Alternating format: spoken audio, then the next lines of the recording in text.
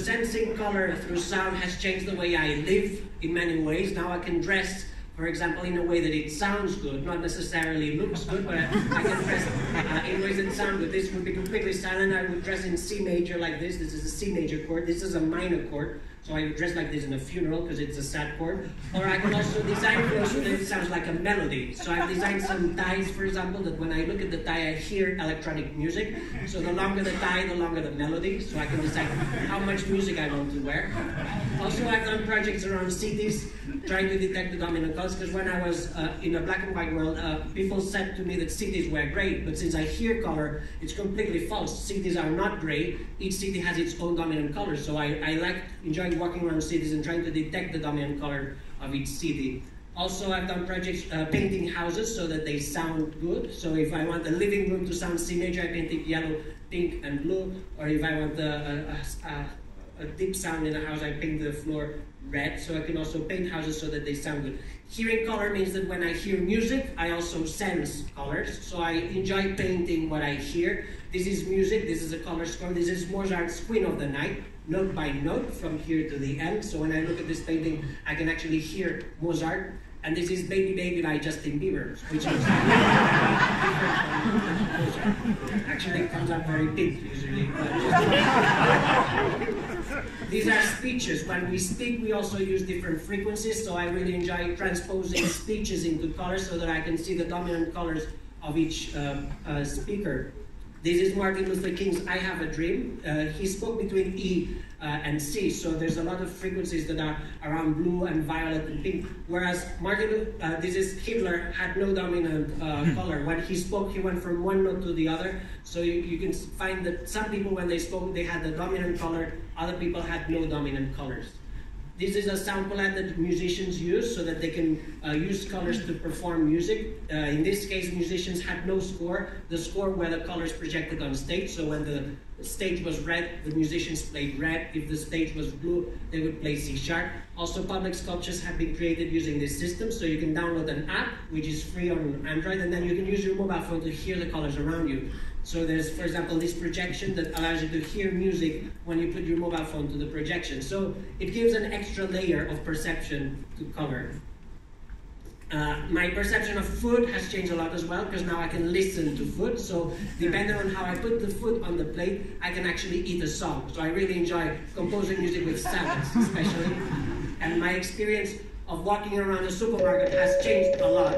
Because now when I walk around the supermarket, I hear a lot of music. So to me, it's like going to a nightclub, supermarkets. There's so many different melodies, especially the zone with cleaning products. That's the most exciting area of a supermarket because it has unexpected colors and very saturated usually.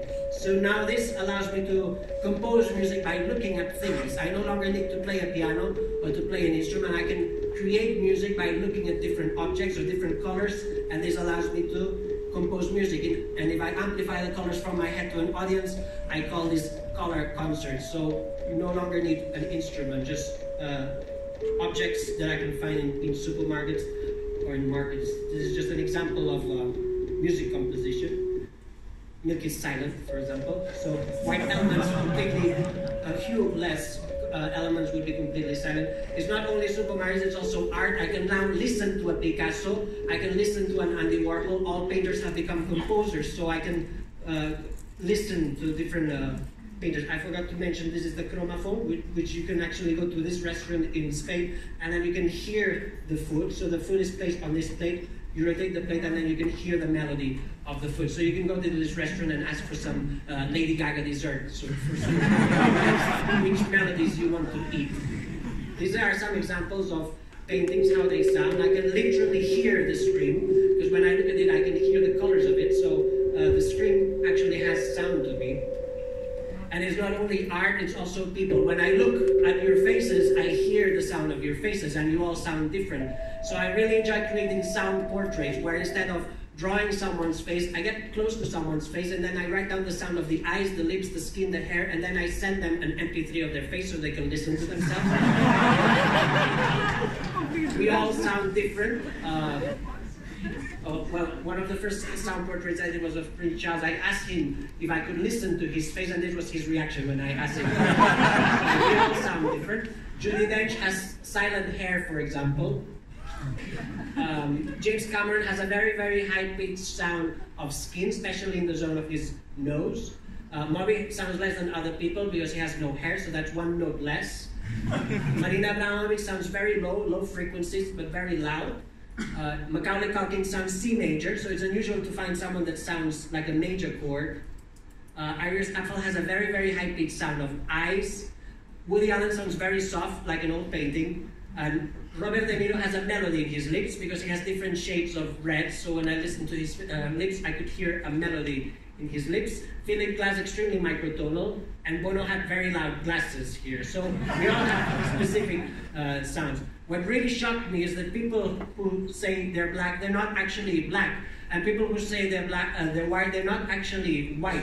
People who say they're black, they're actually very, very dark orange. And people who say they're white, they're actually very, very light orange. So the fact that people say that humans are black and white is completely false. We are all different shades of orange.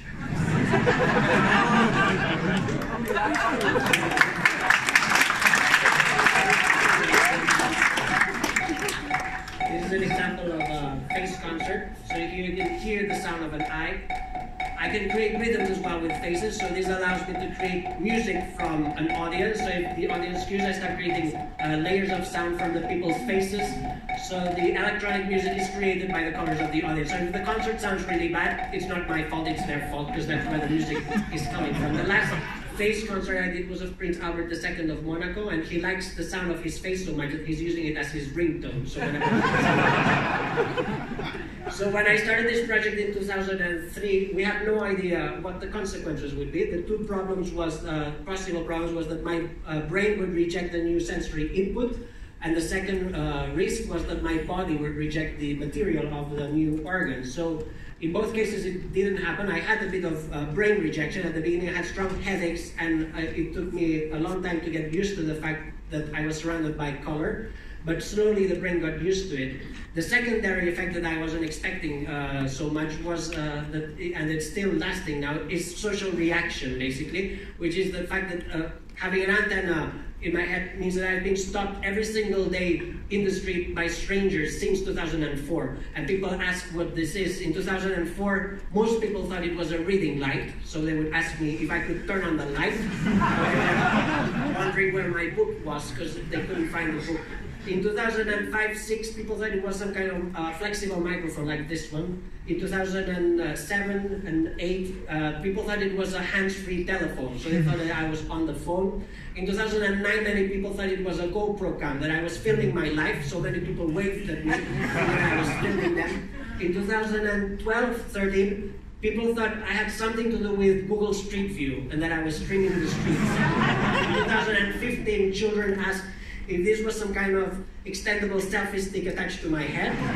And in 2016, many people shouted at me, Pokemon, and they tried to catch me. So it's changed what people think it is. Hopefully in the 2020s, people will just think it's a new sensory organ, and we will see more people in the streets with new organs and new senses.